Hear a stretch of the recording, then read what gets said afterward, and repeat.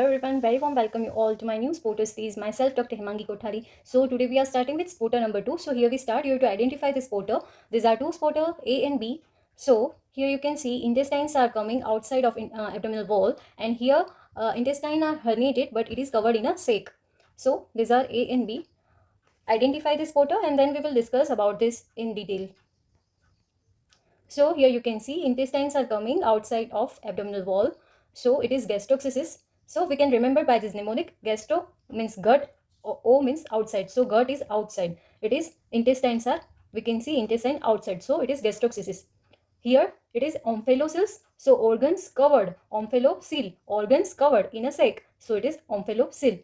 It is basically developmental defect due to failure of lateral fold closure. Now we are seeing the basic difference between gastrocystis and omphalocele. So by name, gastrocystis means R, so it is right side of the umbilicus, or it is paraumbilical, and omphalocele in spelling M is coming, so it is midline structure. So from midline it is intestines are coming, and in gastrocystis it's right side of umbilicus, intestines are coming outside.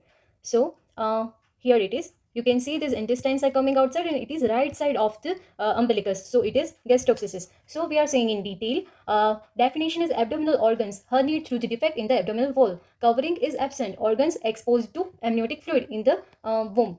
Location is typically right of the umbilicus. So we are here see gastrocystis, right side of the umbilicus. Organs involved usually intestines only, and sometimes stomach or other organs may be present. Associated anomalies are rare, usually isolated problem, and amniotic fluid effect means bowel are exposed to environment, so it is thickened, inflamed or damaged. Prognosis is generally better because there is no any other abnormality, only this isolated defect. So it is generally better prognosis. Now we can see this sac. Sac is coming from midline. So omphalocele midline.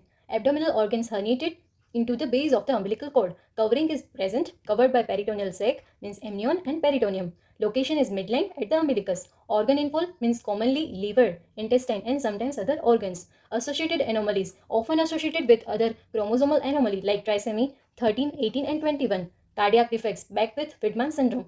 Amniotic fluid effect, not exposed bowels directly, so less damage to the bowel. Prognosis depends on the associated anomalies. It is commonly associated with other syndromes, so other defect is always present. So generally poor prognosis than gastrocystis. So this is all about gastrocystis and omphalocele. Thank you.